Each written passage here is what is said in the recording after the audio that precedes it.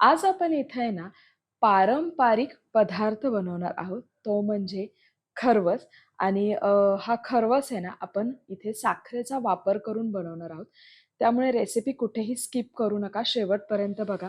यात मी अशा टिप्स दिलेल्या आहेत, की ज्यामुळे ना तुम्ही बनवलेला खरवससुद्धा अगदी परफेक्ट बनेल आणि हे बघा, अगदी आहे ना छान त्याच्या अशा वड्या पडतील आणि छान मऊसूत असा हा खरवस होईल. त्यामुळे व्हिडिओ स्किप करू नका.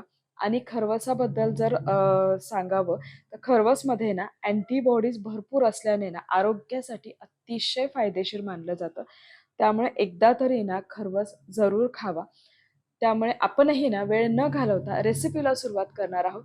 पण त्याआधी जर तुम्ही माझ्या चॅनलला सबस्क्राईब केलं नसेल तर प्लीज सबस्क्राईब करा आणि बेल आयकॉनलाही क्लिक करा. नमस्कार, कृष्णाज रेसिपी मराठीमध्ये तुम्हा सर्वांचं मनःपूर्वक स्वागत आहे. आणि आज आपण इथे बनवणार आहोत साखरेचा खरवस. तर खरवस बनवण्यासाठी ना इथं साहित्य काय घेतलेलं आहे ते पाहूया. तर साहित्यामध्ये ना मी इथं अर्धा लिटर गाईचं दूध घेतलेलं आहे. कारण मला जो हा चीक मिळालेला आहे ना, हा गाईचा चीक आहे. आणि चीक म्हणजे ना साधारणतः गाई व्याल्यानंतर आहे ना 2 किंवा 3 दिवसानंतर जे घट्ट दूध मिळतं ना, ते म्हणजे हा चीक आहे. तर 1 कप चीक आहे, त्यासाठी 1 कप साखर घेतलेली आहे आणि वेलची पावडर. साहित्याचे प्रमाण खाली डिस्क्रिप्शन बॉक्समध्ये मी दिलेले आहे.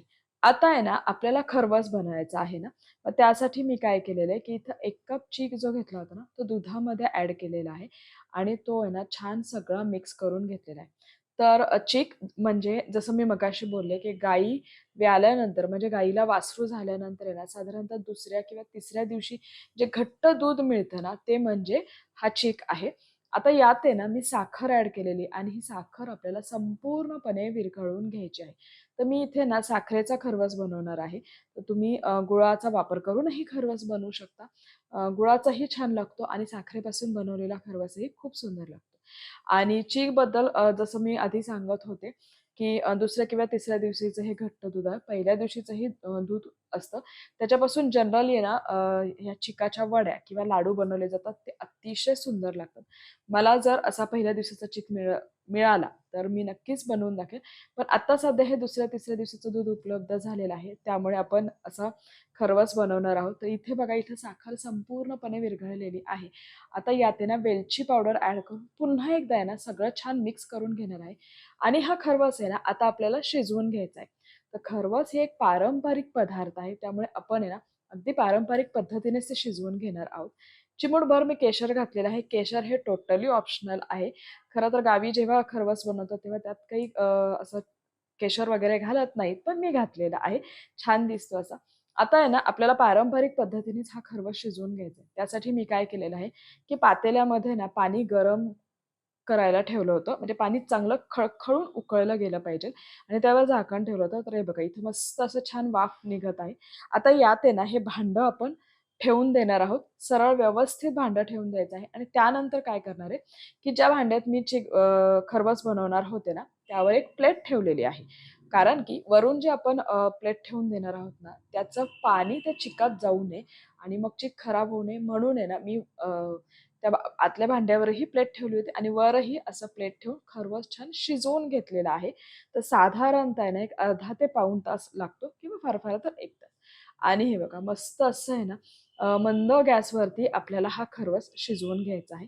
तर इथे बघा, इथे आहे ना साधारणतः एक पाऊण तासाने ना खरवस छान शिजलेला आहे. आणि हा शिजला आहे की नाही हे कसं ओळखायचं? तर हे बघा सुरुवातीला आहे ना, हा खरवस जो आहे ना, तो असा छान फुलून वर येतो आणि नंतर थंड झाल्यानंतर आहे ना, तो पूर्णपणे खाली बसतो.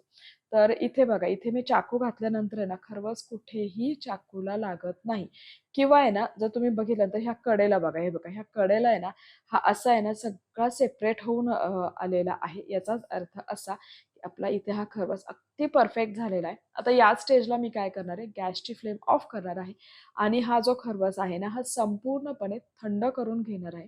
थंड झाल्यानंतर आपल्याला तो फ्रिजमध्ये ठेवायचा आहे.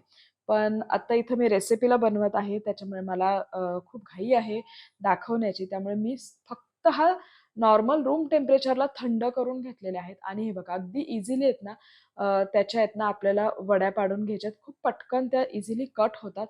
कुठेही ते असं ठिसूळ होत नाहीत.